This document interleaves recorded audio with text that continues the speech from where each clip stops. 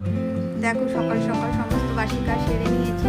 আর বাবু যেহেতু পরীক্ষা দিতে যাবে ওকে রুটি তরকারিটা খেতে দিয়ে দিয়েছি। আর এবার দেখো তোমার দাদাভাইকে লিকার চা করে দিচ্ছি, কারণ ওনার পেটের অবস্থা খুব একটা ভালো নয়, তাই লিকার চা করে দিলাম।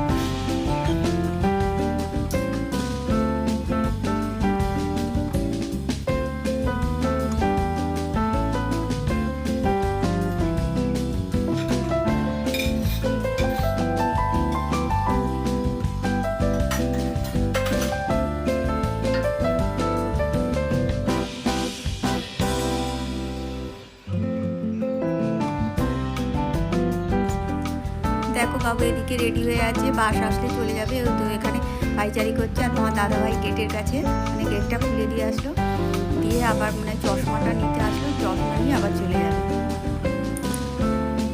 গুড মর্নিং এভরিওয়ান, কেমন আছো তোমরা? নিশ্চয়ই ভালো আছো, আমরা মোটামুটি আছি। আর চলো এবার আমরা কাজগুলো সেরে নিই।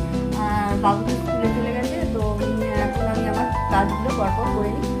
আর কালকে যেহেতু শনিবার ছিল, দেখো আমি পুজো টুজো সেরে এসে একটু নিজের জন্য চা করে নিলাম। আমি এবার দুধ চা করে নিচ্ছি। আর তখন তোমার দাদাভাইকে একাকেই চা করে দিয়েছিলাম লিকার চা। আর সকালে আমি খাইনি, মানে আমি ঠাকুরকে জল না দিয়ে খাবো না, তাই এখন ঠাকুরকে জল দিয়ে টিফিনটা করে চাটা খেয়ে নিলাম।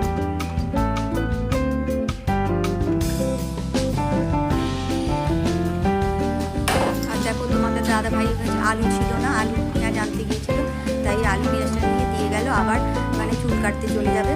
তো এই দেখো চুল কেটে আবার ফের চলে এলো। একদম চুলের অবস্থা দেখো ন্যাড়া হওয়ার মতো অবস্থা।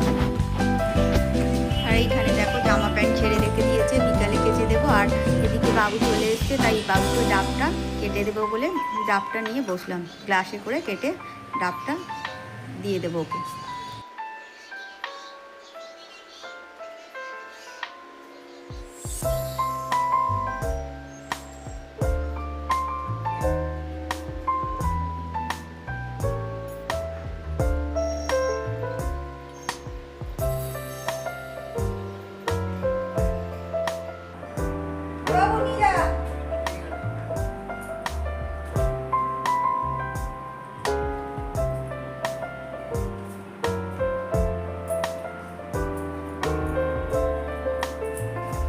আর এদিকে দেখো কলা সিদ্ধ, আলু সিদ্ধ, ভাত অল্প হচ্ছে। আর লঙ্কাটাও দিয়ে দেবো সিদ্ধ করে তোমার দাদাভাইয়ের জন্য। আর আমাদের জন্য হবে রুটি। কারণ হচ্ছে আমরা শনিবার করে তো এমনি ভাত করি না, কিন্তু তোমার দাদাভাইয়ের মানে পেটটা খুব খারাপ, তাই মানে ভাত, কলা সিদ্ধ, আলু সিদ্ধ, ভাত।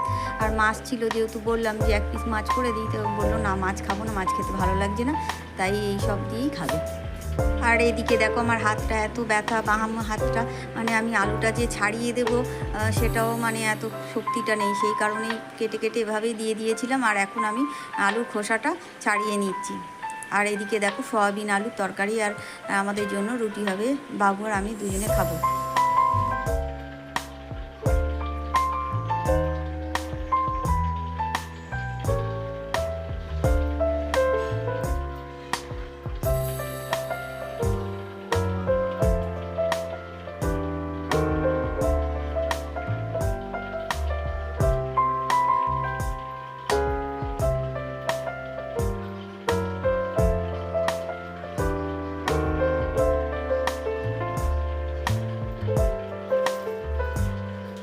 দেখো আলুগুলো ছাড়ানো হয়ে গেছে। আর আমি কিছুটা আলু ফ্রিজের মধ্যে সিদ্ধ রেখে দিলাম, তোমার দাদাভাই যদি রাত্রে খায় সেই কারণে।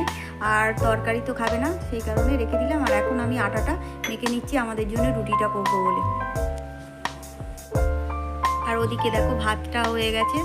আর ভাতটা ফ্যানটা ঝেড়ে নেবো, একটু রেখে দিয়েছি কারণ অল্প ভাত তো, 2-4 মিনিট পর ওটাকে ফ্যানটা ঝেড়ে নেবো।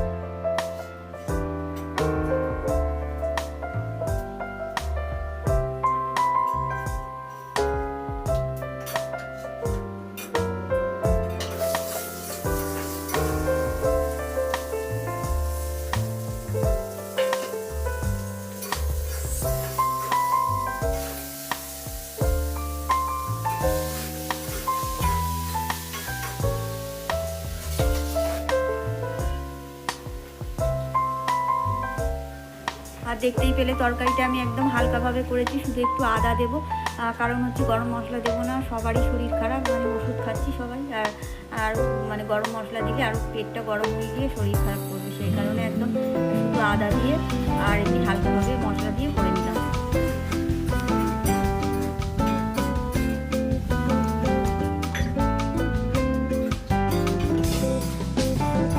দেখো আমি ভাতের ফ্যান ঝেড়ে নিয়ে আবার রেখে দিয়েছি, যাতে ভাতটা ওভাবে রাখলে গরম থাকে, সেই কারণে একার ভাত তো তাই।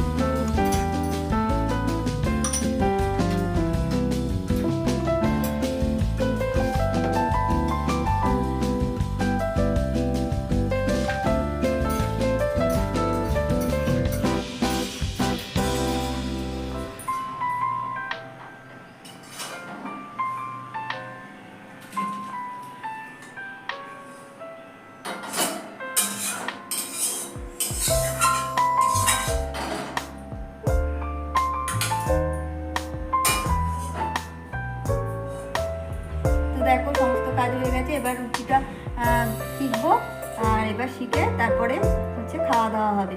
খাওয়া হয়নি খেয়ে নাও, আর যাদের যাদের খাওয়া হয়ে গেছে তাদের খুবই ভালো, কারণ প্রায় 1:30 বাজতে যায়। চলো আমি এবার রুটিটা বেলে এবার আমরা খেয়ে নিই। আর তোমার দাদাভাইকে দিলাম ভাত, কলা ভাতে আলু সিদ্ধ, কলা সিদ্ধ আর ভাত।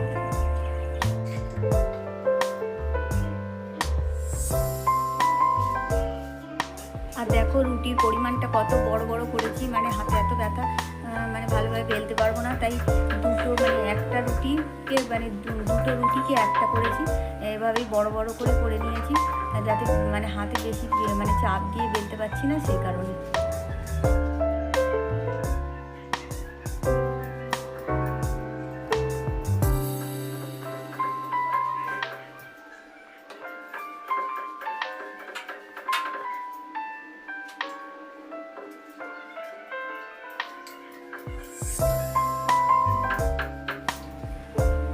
কালকে আরেকটা নতুন ডাক্তারবাবুর কাছে গিয়েছিলাম, তো ডাক্তারবাবু একই ওষুধ দিয়েছে, মানে ওই আগের যে ডাক্তারবাবু একই ওষুধ, সেই কারণ শুধু বলেছে যে মানে মাথা হেঁট করে বা ঝুঁকে কোনো কাজ করা যাবে না, আর মানে ভারী জিনিসও চালানো যাবে না।